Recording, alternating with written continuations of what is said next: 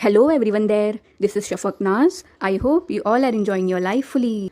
So today in this video, we are going to learn about this poem's figure of speech. इस poem में जितने भी figure of speech बनते हैं उसको हम आज वीडियो में अच्छे से पढ़ेंगे। और एक इम्पॉर्टेंट बात, हम आपके पोयम की सारी एक्सरसाइज को किस तरह कंप्लीट करेंगे ये एक बार जान लो। देखो, हर पोयम की एक्सरसाइज को हम 4 वीडियो में डिवाइड करके पढ़ेंगे।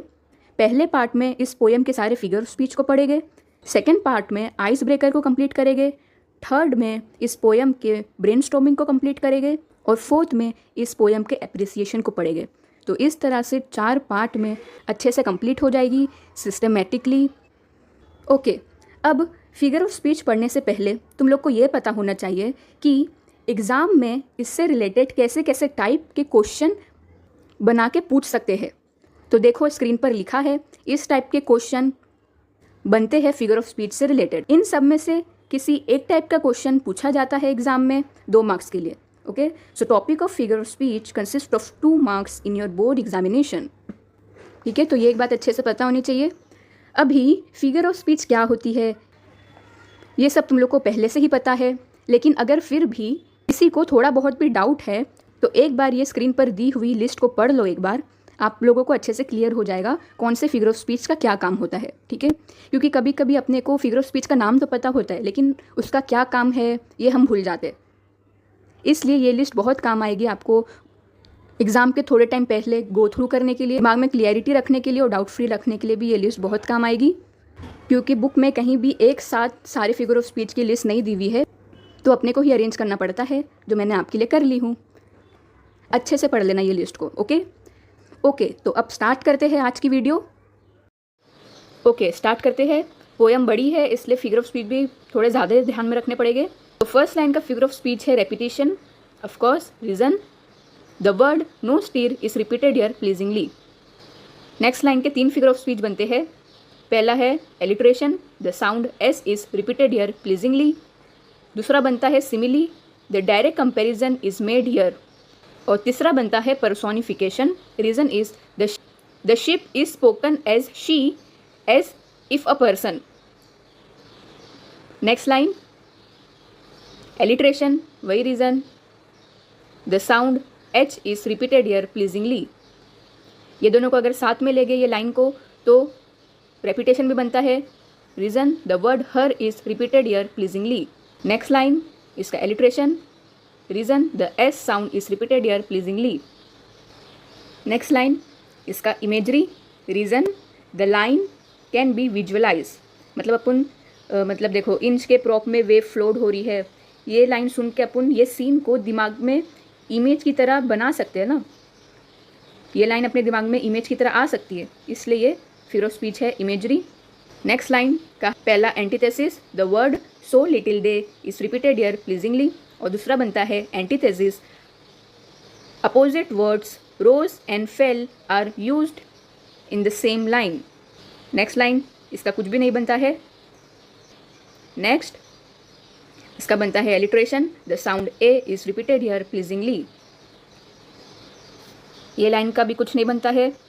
नेक्स्ट लाइन इसका भी कुछ नहीं बनता है। नेक्स्ट लाइन इसका 2 बनता है। पहला alliteration, the word W is repeated here pleasingly. और दूसरा बनता है inversion, reason the words are not in a correct order and the order is its warning run over the waves. आगे बढ़ते हैं। इस लाइन का है एलिट्रेशन, रीजन वही, S sound is repeated here pleasingly. Next line का भी कुछ नहीं बनता है। ये दोनों लाइन का साथ में बनता है personification, the lifeless thing is treated here as human being, sun and all things shows as a happy and joyful. Next line का alliteration, the sound S is repeated here pleasingly.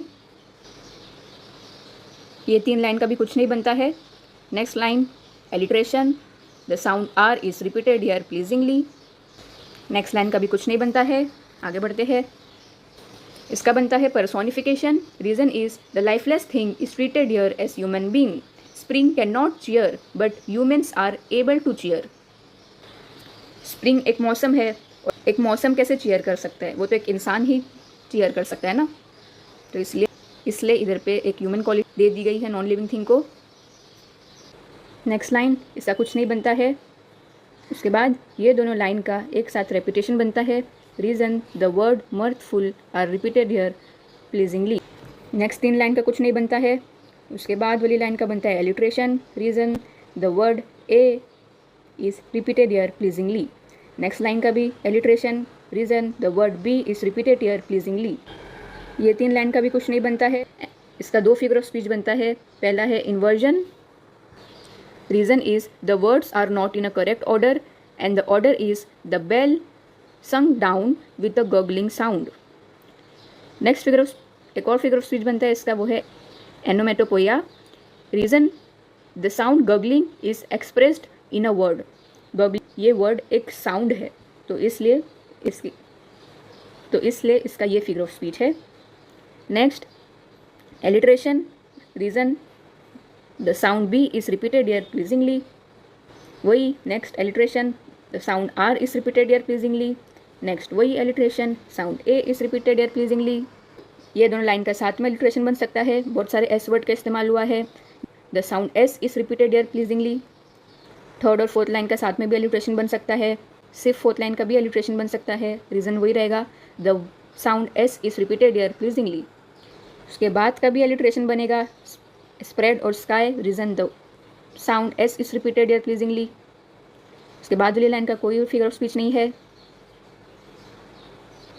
Next line का बनता है, ये दोनों line का साथ में बनता है personification. Reason is the lifeless thing is treated here as human being. Wind और gale can not die as living things. Next line का बनता है inversion. Reason is the words are not in a proper order. The correct order is the rower takes his stand on the deck. Next line का भी बनता है inversion. Reason the words are not in a proper order and the correct order is it is dark so they see no land. Next line का कुछ नहीं बनता है। Next line इसका बनता है paradox. Reason is two opposite ideas are presented in a sentence. Dawn and rising sun at once. It is an absurd idea. Dawn sun यानी कि जब सुबह सुबह जो सन उगता है वो सीन को dawn बोलते हैं। वो सीन के लिए dawn वर्ड यूज़ होता है, लेकिन पोएट ने मून के साथ ये वर्ड को यूज़ किए हैं, तो इसलिए पैराडॉक्स। नेक्स्ट का बनता है इंट्रोगेशन। क्वेश्चन मार्क दिखा, आँख बंद करके इंट्रोगेशन डाल देने का, रीज़न में लिख देने का। A question is asked here. Next line का एलिट्रेशन। रीज़न वही, S sound is repeated here pleasingly. इसका भी alliteration, W sound is repeated here pleasingly. ये लाइन का कुछ नहीं बनता है। बनाना चाहे तो बना सकते हैं एलिट्रेशन। बाई चांस अगर एग्जाम में आया तो सिर्फ एलिट्रेशन ही बनेगा उसका, और कुछ नहीं बनेगा। एलिट्रेशन तो मोस्ट ऑफ द जगह फिट हो जाता है, लेकिन तुम लोग को मेन लेकिन एलिट्रेशन के अलावा बाकी सारे जो फिगर ऑफ स्पीच है वो तो कन्फर्म पोएम में मालूम ही होना चाहिए, ठीक है। इसका भी alliteration, the sound of S is repeated here pleasingly. इसका कुछ नहीं बनता है। नेक्स्ट का बनता है वही, sound S is repeated here pleasingly, alliteration. ये लाइन का बनता है apostrophe. Reason is the strong feeling is represented here by an exclamation. Exclamation ये साइन दिखी तो एपोस्ट्रोफी लगा देने का, जैसे क्वेश्चन मार्क देके इंट्रोगेशन डालते हैं ना, वैसा। नेक्स्ट लाइन का alliteration, H sound is repeated here pleasingly. Next alliteration, H sound is repeated here pleasingly. ये 2 लाइन का कुछ नहीं बनता है। फिर ये सब लाइन का कुछ नहीं बनता है। सीधा लास्ट लाइन का बनता है metaphor. Reason is the indirect comparison is made here, devil is indirectly compared with death. तो बस ये सारे टोटल फिगर ऑफ स्पीच है इस पोएम में। एलिट्रेशन को छोड़ के बाकी के जो सारे फिगर ऑफ स्पीच है पहले उसको पढ़ने का, क्योंकि एलिट्रेशन तो 9 की जगह फिट हो ही जाता है।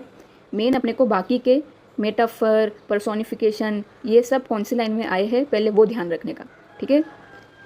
तो इसी के साथ आज की इस वीडियो में हमने आपकी थर्ड पोएम का first part figure of speech complete करे।